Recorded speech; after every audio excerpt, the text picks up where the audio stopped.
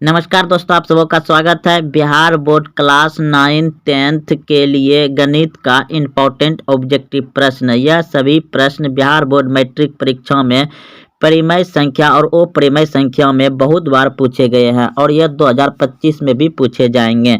तो देखिए, पहला प्रश्न है, निम्नलिखित में से कौन सी संख्या परिमेय है? तो संख्या परिमेय जो होता है वह रूट से बाहर होता है। तो √3 ये तो अपरिमेय संख्या हो जाएगा क्योंकि बाहर नहीं निकलेगा।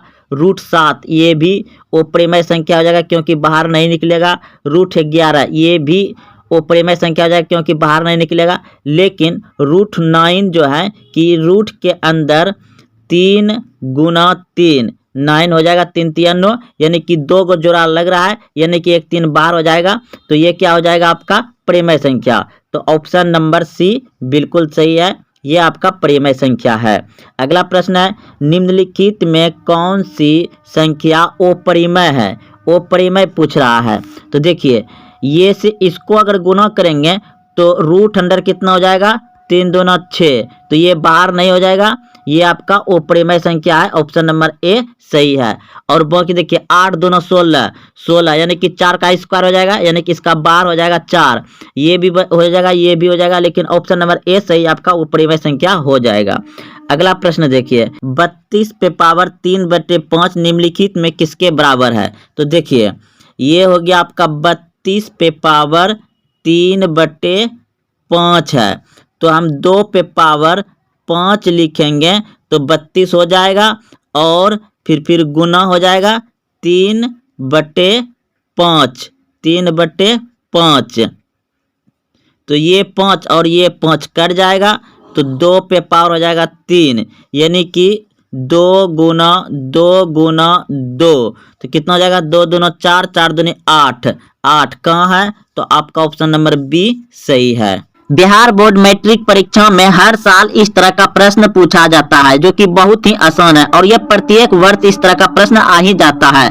तो प्रश्न में पूछा गया है कि 0.57 पर रेकरिंग, यानी कि इस रेकरिंग को बार भी कहा जाता है, जो कि बार बार आता है तो इसे बार भी कहता है। तो इस बार को जितने संख्या पर से हटाएंगे उतना नीचे 9 आ जाएगा, बटे दे करके उतना क्या आ जाएगा? 9 आ जाएगा, जितना संख्या पर से इसे हटाएंगे। तो देखिए इसे कैसे बनाते हैं। तो इस बार को यानी कि रेकरिंग को हटाएंगे तो कितना हो जाएगा? यहाँ पर 57/9 हो जाएगा, क्योंकि 2 गुना हो जाएगा, क्योंकि 2 संख्या पर रेकरिंग है। अब इसे कटा दीजिए तो ये 3 से कट जाएगा, यानी कि 33 तिया 99 और 19 तिया 97।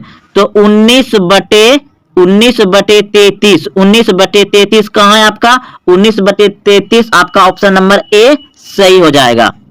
निम्नलिखित में कौन sin 0 डिग्री का सही मान है? निम्नलिखित में कौन sin 0 डिग्री का सही मान है? तो sin 0 डिग्री का मान होता है 0। ऑप्शन नंबर सी बिल्कुल सही है। दूसरा प्रश्न देखिए, निम्नलिखित में से कौन tan 30 डिग्री का मान है? tan 30 डिग्री का सही मान है। तो tan 30 डिग्री का सही मान होता है 1/√3। ऑप्शन नंबर बी सही है। तीसरा नंबर प्रश्न देखिए, कोसेक 60 डिग्री का मान निम्नलिखित में से कौन है? तो कोसेक 60 डिग्री का मान होता है 2/√3। ऑप्शन नंबर सी बिल्कुल सही है। चौथा नंबर प्रश्न देखिए, निम्नलिखित में सेक 30 डिग्री का सही मान कौन सा है? तो सेक 30 डिग्री का मान होता है 1। ऑप्शन नंबर सी सही है, 1 हो जाएगा। पांचवा नंबर प्रश्न देखिए, निम्नलिखित में tan स्क्वायर 60 डिग्री का सही मान होगा। तो tan स्क्वायर 60 डिग्री का सही मान होगा तो ऑप्शन नंबर ए बिल्कुल सही है, क्योंकि tan 60 डिग्री का मान होता है आपका √3 और इस पे स्क्वायर दिया गया तो स्क्वायर दीजिएगा, यानी कि 2 बार जब गुना होगा तो कितना हो जाएगा? 3 ही होगा। तो ऑप्शन नंबर ए बिल्कुल सही है। 3 tan स्क्वायर 60 डिग्री बराबर है, यानी कि आपके सामने 4 ऑप्शन दिया गया है, तो किसके बराबर है? तो देखिए, इस प्रश्न को कैसे बनाएंगे, बहुत ही आसान है। 3 गुना दे देंगे और tan 60 डिग्री का मान कितना होता है? tan 60 डिग्री का मान होता है √3। कितना होता है? √3। तो इसके ऊपर क्या है, होल पावर है तो होल पावर दे देंगे। तो ये 2 से क्या हो जाएगा, रूट खत्म हो जाएगा, यानी कि ये स्क्वायर से रूट खत्म हो जाएगा, यानी कि 2 बार गुना होगा, √3 गुना √3 तो कितना हो जाएगा, 3 ही हो जाएगा, यानी कि 3 गुना 3 बराबर कितना हो जाएगा, 9। तो आपका कौन से ऑप्शन में है, ऑप्शन नंबर सी बिल्कुल सही है। तो दोस्तों